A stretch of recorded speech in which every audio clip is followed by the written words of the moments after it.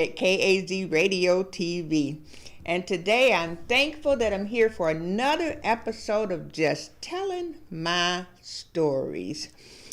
This episode of Just Telling My Stories was sponsored in part by D.A. Wright & Associates, the premier agency for all of your tax, small business, nonprofit, and accounting needs. With over 30 years experience, D.A. Wright & Associates can get you to the next level and beyond. Give them a call today at 216-200-3160. Also sponsored in part by Parablist Publishing House. Why not use part of your tax refund to finally get your book published? They can help. Give them a call at 216-200-3160. Office is located in Euclid, Ohio. I'm excited today to come here and do another episode of Just Telling My Stories with so many things going on with the coronavirus and schools being shut down. I think about the scripture in the Bible where it says men's hearts shall fail them for fear. But because we know who runs everything, we should not let our hearts worry or be in fear.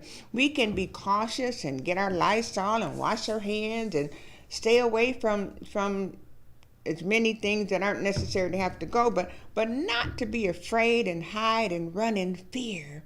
Because fear causes all kinds of things like heart attacks and stress and other things, and we trust God with everything. God knows about the coronavirus, so we trust Him and we live our lives.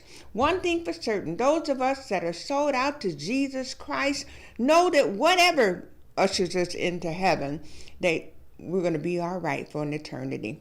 Today I had a story that I had wrote, and it was published in the AME, one of the AME Lenten journals last year. And it was a true story, and it was about ducks. Have you ever noticed how the ducks will cross the street, and they're not worried about not one single thing?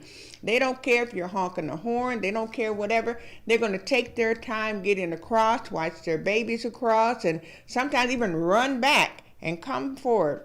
So this story is called The Ducks. The scripture reference is Isaiah 26:3, which says, "Thou wilt keep him in perfect peace, whose mind is stayed on thee, because he trusted in thee." It was one of those days where everything that could go wrong did. Not the kind of wrong where something was broken or lacking, but it just didn't follow the neat little to-do list that I had prepared. I saw myself finally getting back on track after one quick errand. I saw a long line of cars in the direction that I had to take. I prided myself in taking a quick turn down a side street. I was back on track now. I was back in control. But as I turned the next corner, I saw a smaller line of cars stopped. What was it now? Ducks! They were waiting on a long line of ducks. There were at least a dozen ducks casually strolling across the main street without a care in the world. For a short moment, I was mesmerized by the ducks. They weren't concerned that everybody was watching those few extra pounds resting on their hips as they waddled across. They could care less which Mercedes or Lexus held passengers en route to an important meeting. They patiently waited as the baby ducks explored, running back and forth across all lanes of the street. They didn't fuss or balk. They just let the baby ducks play.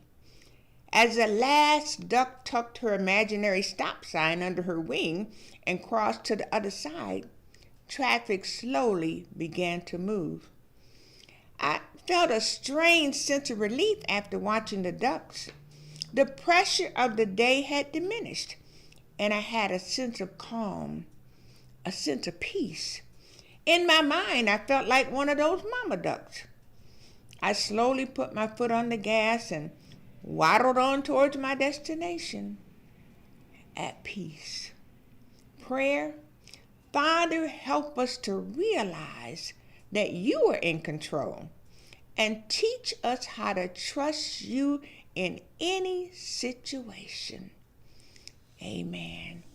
And that was the thought for that story. And I thought about that one and I pulled that one out because you hear all of these announcements that the schools are going to be closed in different places for 3 weeks and 2 weeks until April. And the parents are wondering what are they going to do about children at home alone when they have to go to work. But we have to be like those ducks and realize that God is in control. One good thing about it is a portion of those 3 weeks was spring break anyway. So we have to learn to start to look at things in some positive way. A couple of months ago, I joined from one of my Facebook friends, one of those stock market things where you can put small amounts of cash and buy stocks and buy shares. And so for joining, they gave me one little share.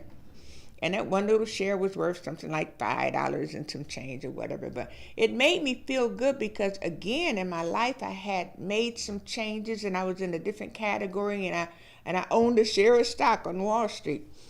But now that everything's going south, I started thinking, instead of being discouraged, I looked at the prices and now I could afford Twitter, Ford, Bank of America, all kinds of things.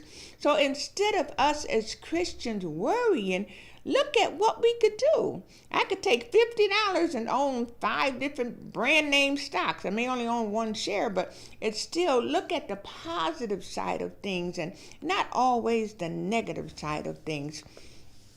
And I found a little story. If we are in some parts on mandatory, locking yourself up mandatorily for 2 weeks or whatever, look at how many times you said to the Lord, God, I feel like I'm running in the rat race. God, I feel like I just don't have enough time with my family or to do things or whatever. That could be a blessing in some cases. You would have time to finish hemming those curtains or making a quilt or doing whatever. So look at the positive side of it. You're supposed to have food and water in your house anyway, so that's not a new thing. The virtuous woman taught us to be prepared and to have things, but don't look at it in the negative. Look at it as this is a time where I can kind of get back and regroup and find out who I am. Get off of the treadmill and just stop and rest. Our bodies weren't meant to run and rip and run all the time. We were meant to have some time alone. This is a time that you can have to, even if you get out, get to know your neighbors. And that brought me to this little funny story. It's called Mr. Willie and the Raccoon. It's actually a story that I borrowed and elaborated on from one of my choir members when a raccoon got stuck on her porch. So I dedicate this story to Rachel. Once upon a time, there was a quiet little street just off of Main Street. There were cute little houses with clean little yards, and the people were nice. But they didn't do many things together as neighbors often do. Everyone made their lawns very trimmed and neat, and everyone made sure that they kept their houses painted and trimmed. For the most part, it was a really nice neighborhood. But the prettiest house on the street, that is, of course, according to her opinion, was the house of Meemaw Williams. Now, Meemaw lived by herself, and all of her children and grandchildren lived in another state. Her life was simple. For the most part, she just went to church, the grocery store, up the road, and come back home and tend to her garden. She would patter around the house and on occasion bake one of her famous peach pies. Baking peach pies was her favorite thing to do, especially when it was chilly outside. Now, she loved to make homemade bread and homemade soup. But of course, most of the time it was just her there to enjoy it. So it really kind of took some of the fun out of it. Now, in Meemaw's backyard was this huge old peach tree. That peach tree must have been very old because Meemaw and her husband bought that house some 40 years ago, and it was there then. Meemaw would freeze some of the peaches and can some of them and take the rest of them over to the orphanage or to the nursing home. Life was pretty good on that little street, but it could sometimes get lonely. Everyone stayed to themselves. Oh, they would wave their hand and nod in their head in passing, but that was about the size of it. Now, one day, all of that changed. You see, during the night, Meemaw heard a racket out at the old peach tree. There was such a smacking and a cracking sound that she could hardly sleep. It must have been some animal helping himself to some of those peaches. The loud cracking and smacking noises scared her so bad she left her bedroom and went to sleep in the living room. She did doze off for a few minutes, but then the cracking and the smacking seemed to come closer and closer and louder and louder. Oh my, what was she going to do? Soon the sun began to rise and she could see outside. There in the middle of her sun porch was the biggest old raccoon you ever wanted to see. He was sitting there just as snug as a bug in a rug on her porch. He was fat and full from a midnight feast of peaches. Oh, she screamed and jumped up on the kitchen chair, and she stood there looking out the kitchen window. She could see him. She began pecking on the window with a broom handle. That pecking didn't disturb that old raccoon. He just wiggled his body around to get comfortable and started taking a nap. What was she going to do? She began making noises to scare him away. Oh! None of Meemaw's noises scared that old raccoon. He just lifted up his head and screeched and hissed back at her. Meemaw almost fell off that chair. What was she gonna do?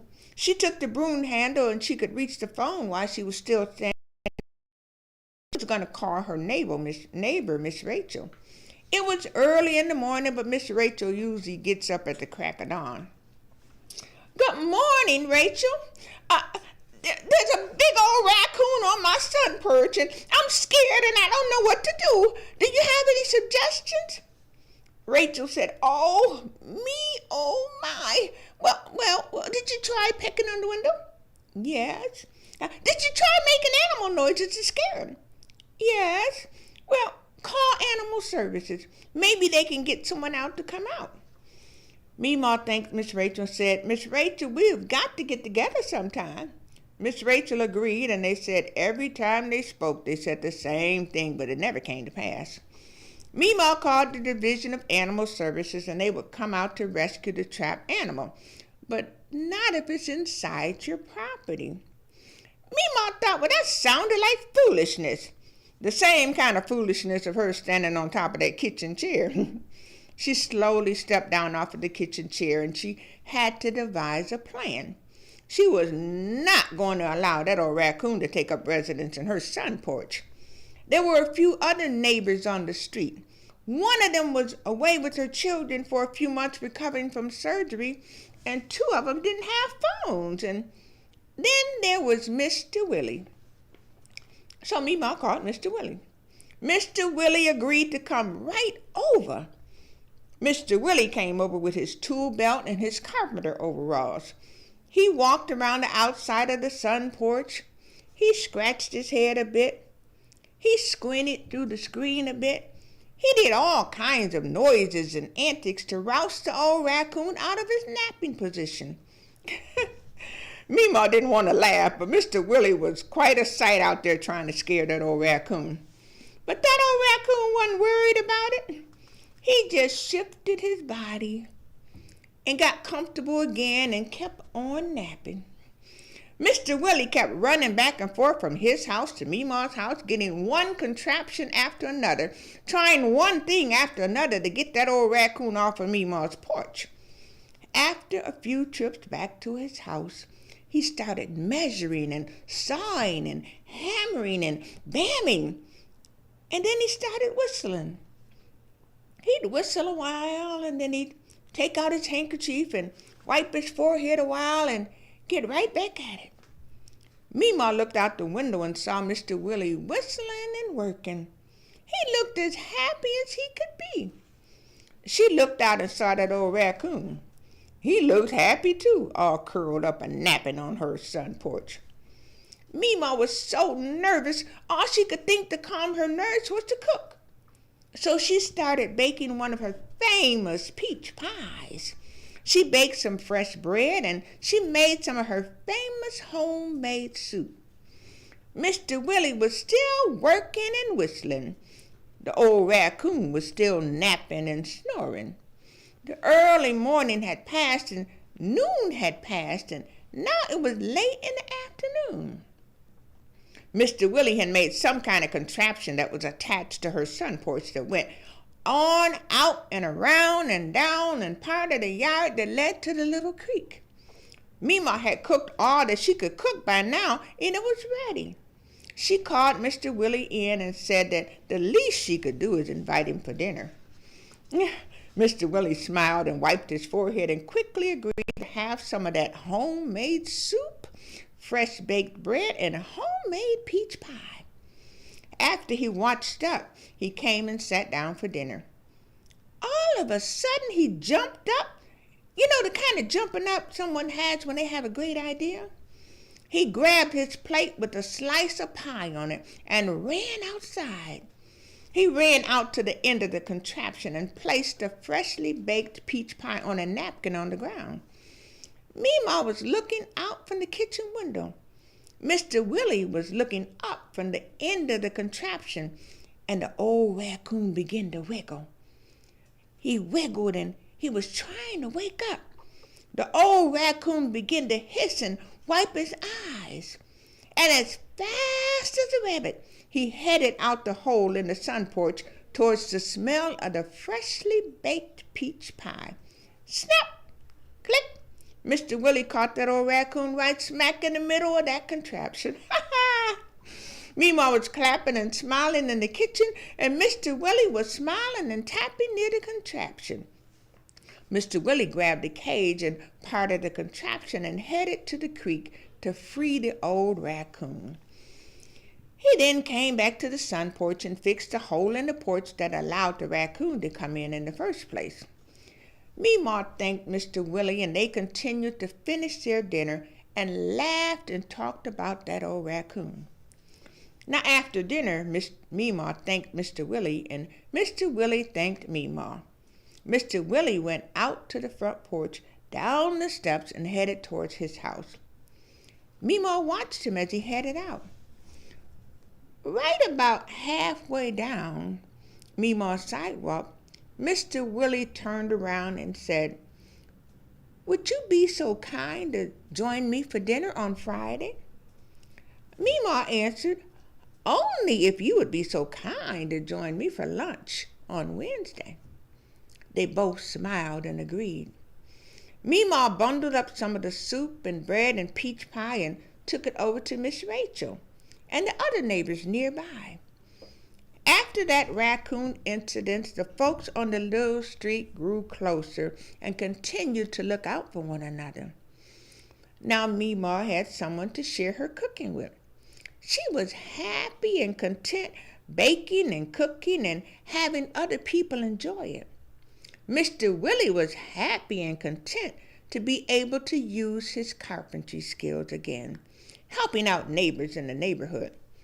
Yes, it was beautiful, just wonderful, living in the neighborhood with that old peach tree.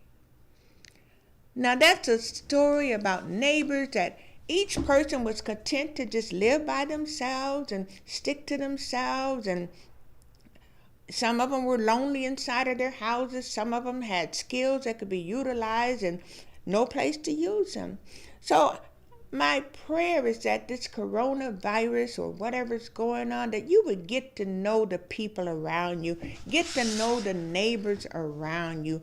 I have to make a confession. My husband is more involved in the neighborhood than I am, because he's the one that cuts the grass and shovels the snow and rakes the leaves, and they're all out there together sometime. But we live in a cul-de-sac, so it's kind of an enclosed group of people, and I love my neighbors. I like my neighbors, but I have to be honest that I have not been available to them in ways that I should have, with deaths and sicknesses and those kind of things. So when situations like this coronavirus happen and it causes us to be isolated in our neighborhoods and locked in our neighborhoods, visit your neighbors or see about your neighbors. My mom was telling me that one of her neighbors brought her some water. They went and bought water, and her being the elderly person, one of the elderly people on the street, they thought enough to bring her a case of water too. So instead of being in fear and afraid of what may happen with this coronavirus, we have to be like the ducks, not be concerned about what's going to happen, but actually to find something positive out of it. Those of you that have been looking for a time to rest, well, maybe this is your time to rest. Those of you that have been looking to do some spring cleaning, well, you may have a couple of weeks to do that. Those of you that have not had an opportunity to sit down and have dinner together as a family, maybe this is an opportunity for you to have that too.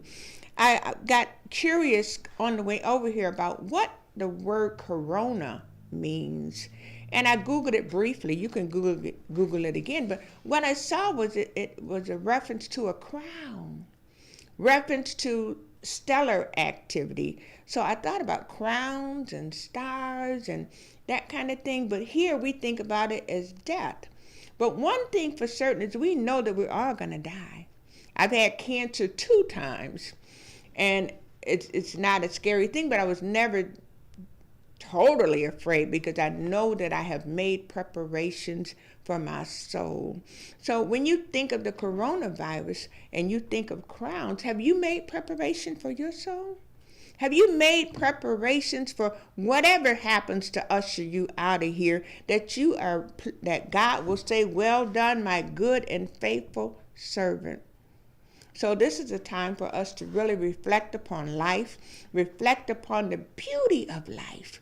Even in the midst of cancer, coronaviruses, or whatever, there's always some beauty in life.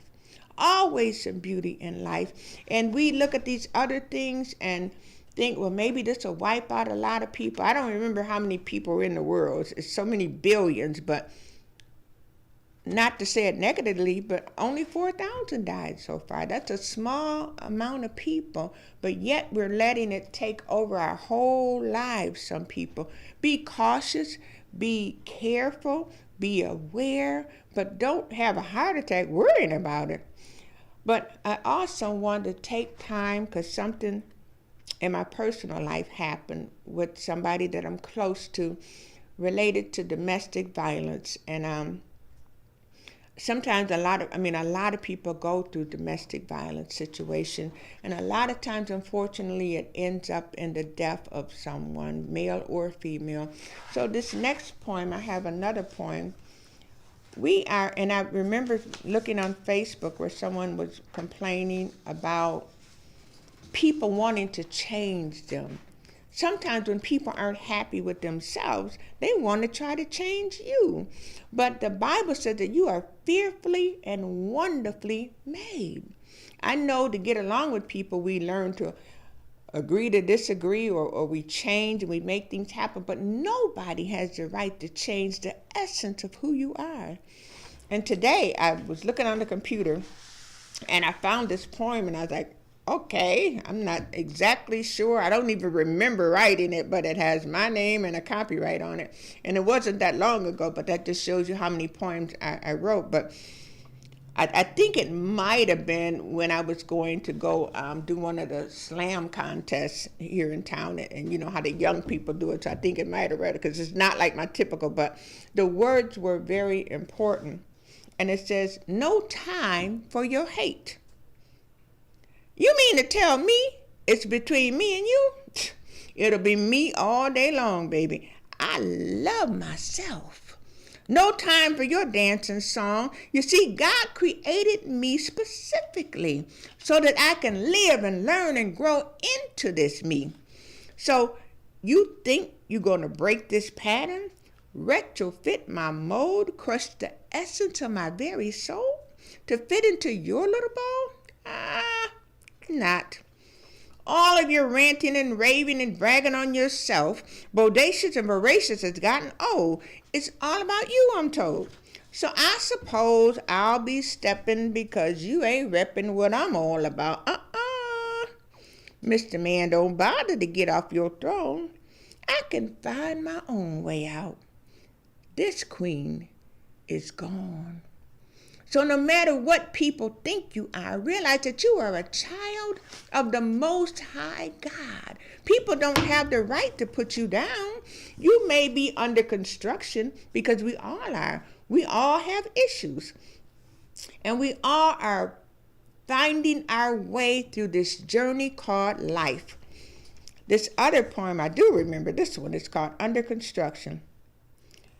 Baby, God ain't never promised you no petal garden. You see, for every rose, there's 10 thorns. Even pretty comes with pain, and ain't no fairies and unicorns. In this life, you might as well fix your face, long as you part of this human race. Feeling sad, depressed, and woe is me ain't no place you ought to be.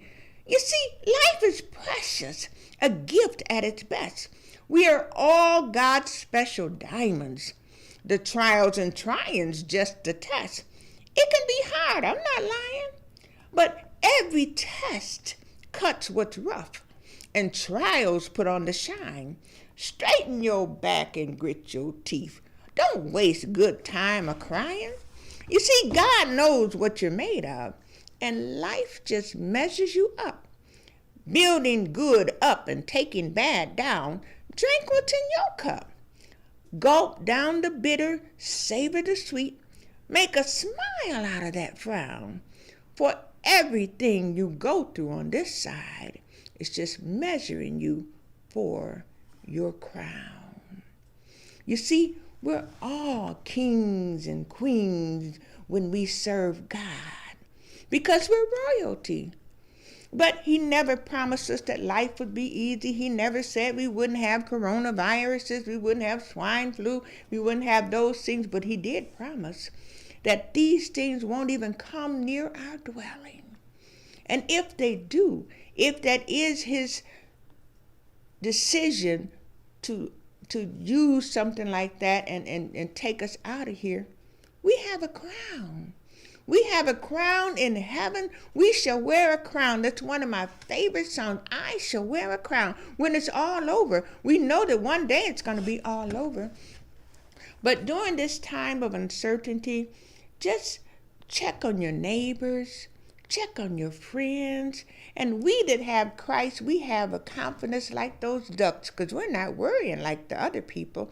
So you can take that confidence and share with someone that is worrying. Let them know that God is still in control. And this is an opportunity for us to show godly Christian love. Some people a lot of children are going to be out of school. If you have a neighbor that has children out of school, volunteer to go check on them. Make a call, send a text or whatever. Volunteer to be an emergency contact for them. This is a perfect opportunity for us to show Christian love to the world, to show Christian confidence to the world. And pray about this situation, because there's nothing that's too hard for God. I want to thank you for watching this episode of Just Telling My Stories. If you would like to make a financial donation, you can Cash App $DATZ WRIGHT. That's right. And any amount will help us continue to bring episodes of Just Telling My Story. Until then, be encouraged, straighten up your crown, and strut like that duck with confidence and boldness, because you are somebody. Thank you.